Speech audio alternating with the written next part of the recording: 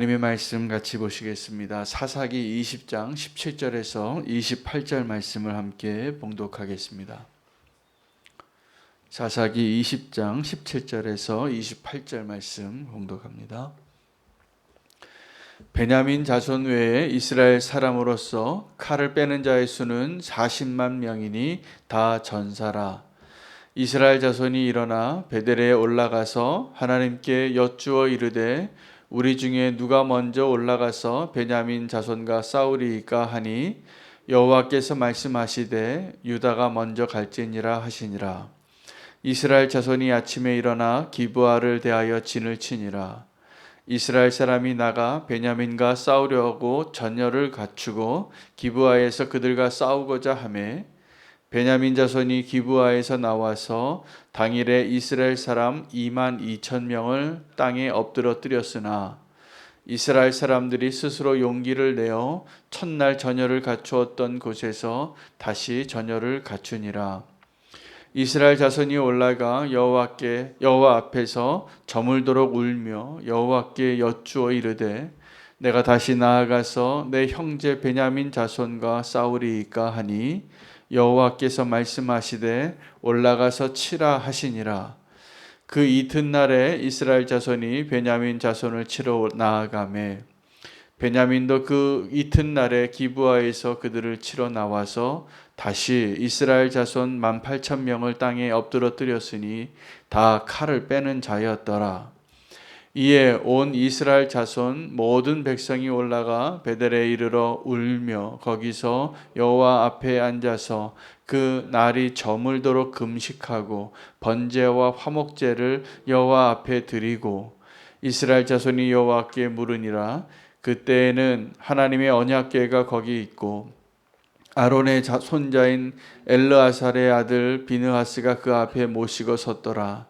이스라엘 자손들이 여쭈기를 우리가 다시 나아가 내 형제 베냐민 자손과 싸우리이까 말리이까 하니 여호와께서 이르시되 올라가라. 내일은 내가 그를 내 손에 넘겨 주리라 하시는지라.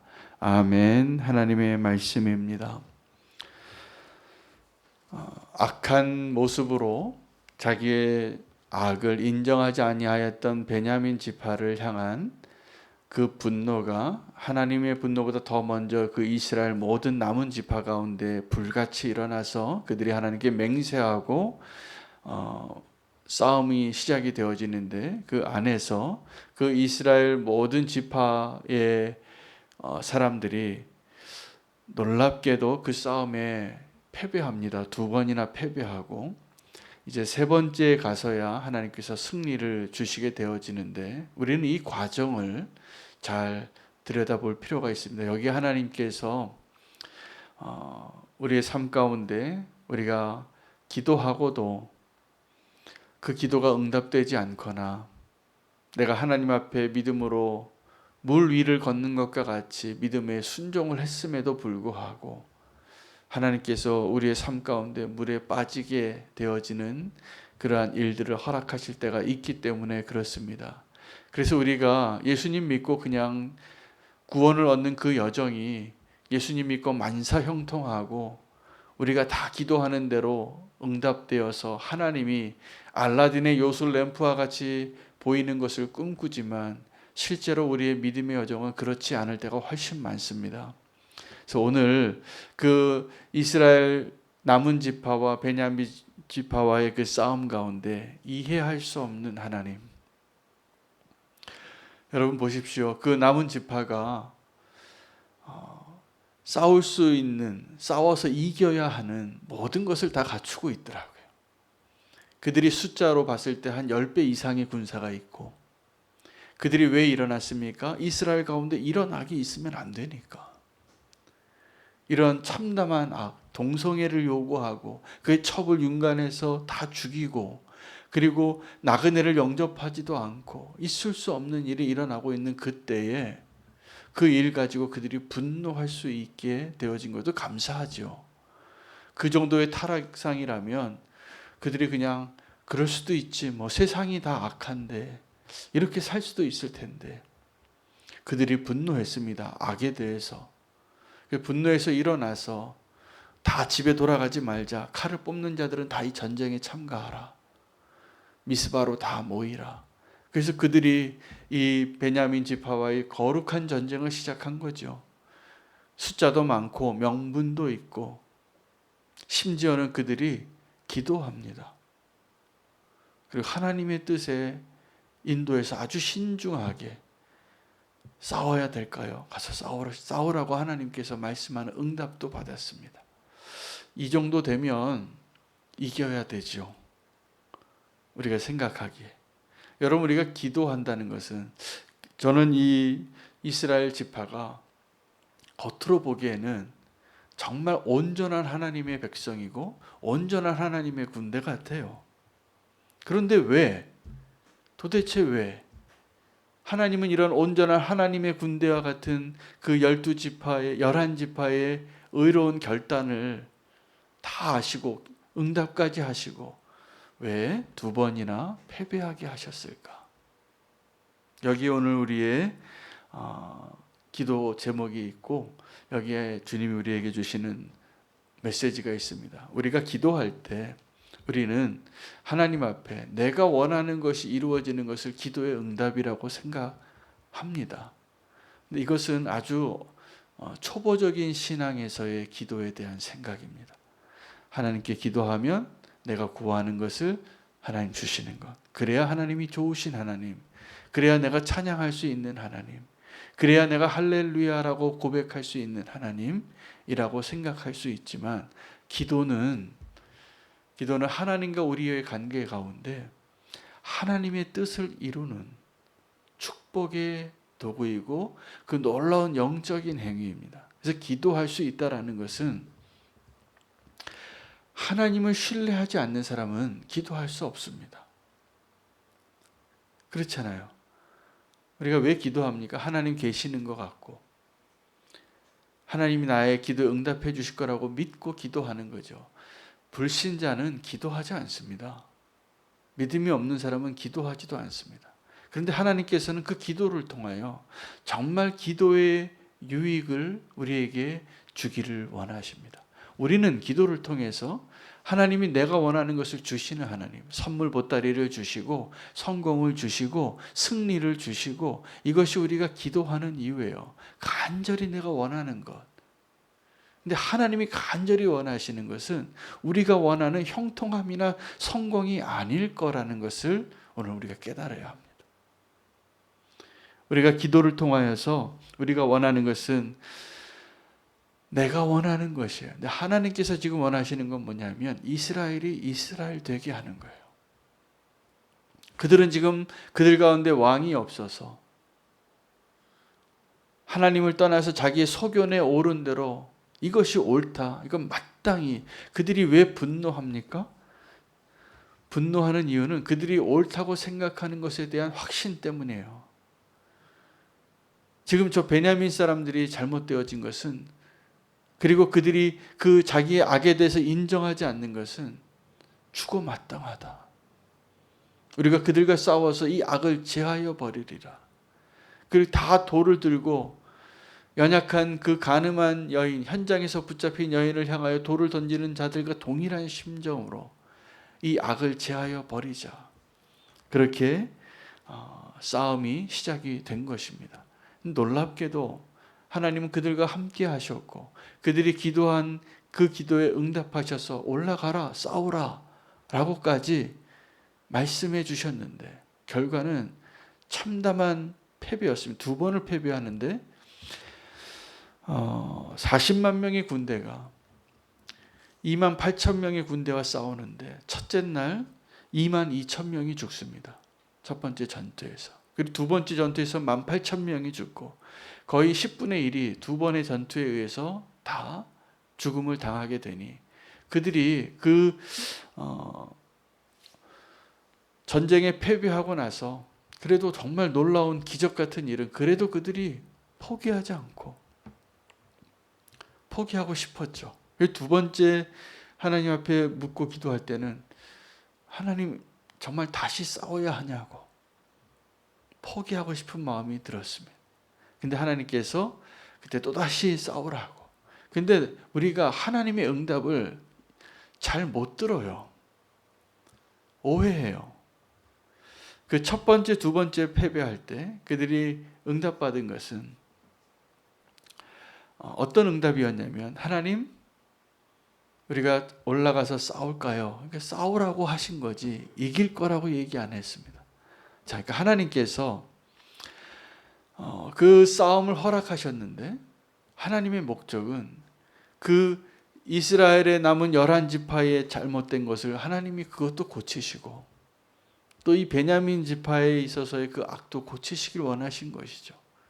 그래서 그 싸움을 허락하신 겁니다.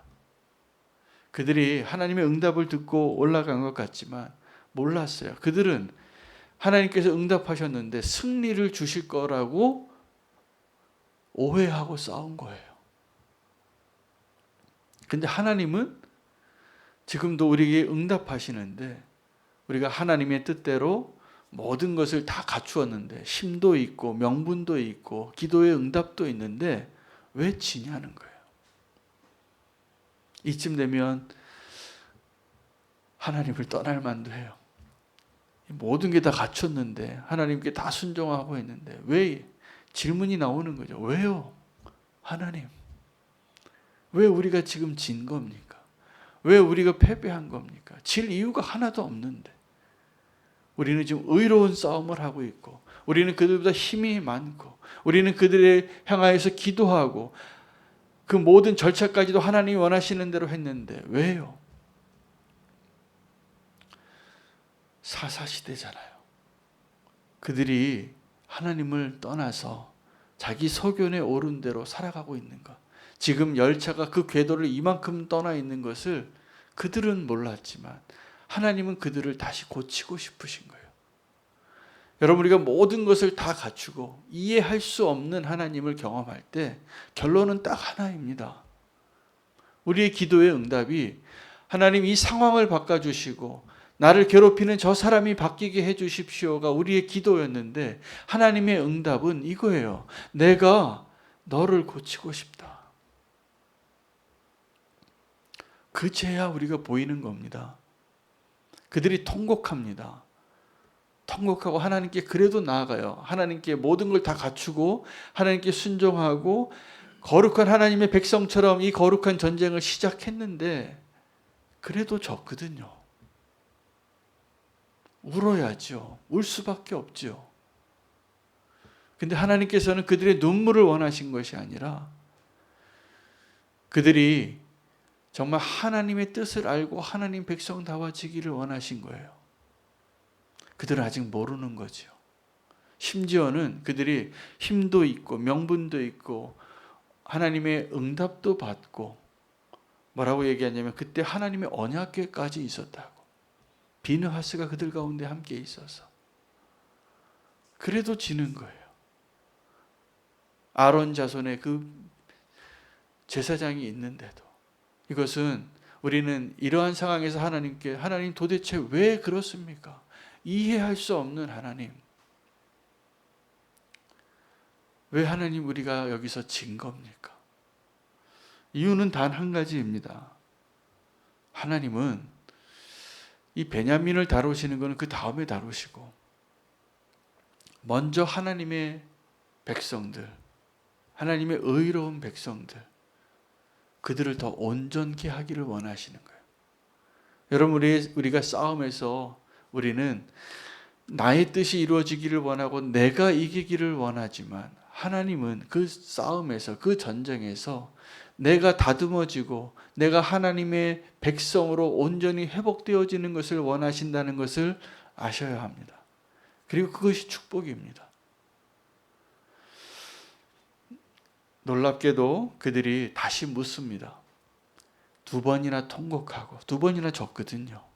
그쯤 되면 첫 번째 졌을 때는 하나님 왜요? 라는 질문이 들고, 그 다음에는 포기하고 싶은 마음이 들 겁니다. 이 싸움을 더 이상 싸우고 싶지 않고 돌아가고 싶을 때 하나님께서 그들에게 이제 승리를 약속하십니다. 승리를 약속하시고 그들에게 이제 그 베냐민을 향한 하나님의 뜻이 이루어지는 것을 사용하는 도구가 되어지는 이스라엘을 보게 되는 것이죠. 우리가 하나님 앞에 내가 원하는 것은 늘 승리이지만 하나님이 우리에게 원하시는 것은 내 안에 보이지 않는 나의 악을 제거하기를 원하신다는 것을 기억하셔야 됩니다. 우리는 어떤 다른 사람의 악에 대해서 분노할 때 내 자신의 악이 얼마나 지독한지를 알지 못해서 내가 의로운 분노를 가짐으로 내가 의로운 줄을 착각합니다. 다윗이 나단을 만났을 때 나단이 다윗에게 한 이야기가 있습니다. 어떤 이야기 가운데 그 주인공이 거기에 등장하는 인물이 다윗이었죠. 다윗은 그 나단의 이야기 가운데 자기가 그 이야기 속에 있는 인물이라는 것을 알지 못하고 그 이야기가 어떤 이야기입니까? 손님이 왔는데 어떤 부자가 자기에게 양이 100마리가 있는데 그 손님을 대접하기 위해서 자기 하인의 양을 잡았다는 거예요. 그 양은 근데 그 하인에게 있어서는 전 재산과 같은 양인데 그 한 마리밖에 없는 그 양을 뺏어서 손님을 대접하더라. 이런 이야기를 들려줬을 때 이 다윗이 분노하죠. 분노해서 야, 그런 나쁜 사람이 있냐. 그런 사람은 죽어 마땅하다. 여러분, 다윗이 그때 어떤 다윗이었냐면 하나님 보시기에 정말 나쁜 놈이에요. 그런데 그 나쁜 놈 다윗이 아주 그 이야기, 나단이 다윗에게 한 이야기는 직설적으로 하나님이 다 보고 계시는데 왕이여 어떻게 그런 악을 행했습니까? 어떻게 간음을 합니까? 어떻게 자기 죄를 덮으려고 살인을 합니까? 이렇게 직언한 게 아니에요. 나단이 드러낸 것은 뭐냐 하면 자기가 그렇게 하나님 보시기에 지금 용납할 수 없는 죄인이었던 다윗이 그 이야기 속에 자기의 재산이 이렇게 많은데 그 하인의 양을 잡았다는 그 조그만 죄잖아요. 우리 그럴 수도 있잖아요. 우리 욕심이 좀 있을 때 다 그런 마음 갖잖아요. 그것도 아까워서 내 거는 아끼고 내 하인의 거 내주고 싶은 마음이 우리는 수도 없이 들잖아요. 근데 다윗이 뭐라고 얘기하냐면 죽어 마땅하다는 거예요. 무슨 이야기입니까? 죄인이 자기의 죄를 보지 못해요. 그리고 더 악에 대해서 분노하더라는 거예요. 다윗은 그 말을 하고선 나단이 그런데 당신이 그 사람이요라고 말하는 마지막에 이 반전이죠. 나단이 이야기한 그 이야기는 다윗의 죄를 직설적으로 고발한 게 아니었어요. 그냥 아주 미화해서 조그만 이야기 가운데 좀 나쁜 사람, 아주 조금 나쁜 사람을 이야기했을 때 다윗이 그를 보고 어떻게 분노했냐면 간음하고 살인했던 다윗이 죽어 마땅하다고. 여러분 지금 에브라임 지파를 포함해서 이 베냐민 지파를 뺀 11지파의 사람들이 정확하게 어떤 모습이냐 하면 자기가 어떠한 악이 있는지를 모르는 거예요. 하나님께서 그러한 11지파의 이스라엘을 고치려고 두 번의 전쟁을 패배하게 하신 것이 하나님의 은혜 아닙니까?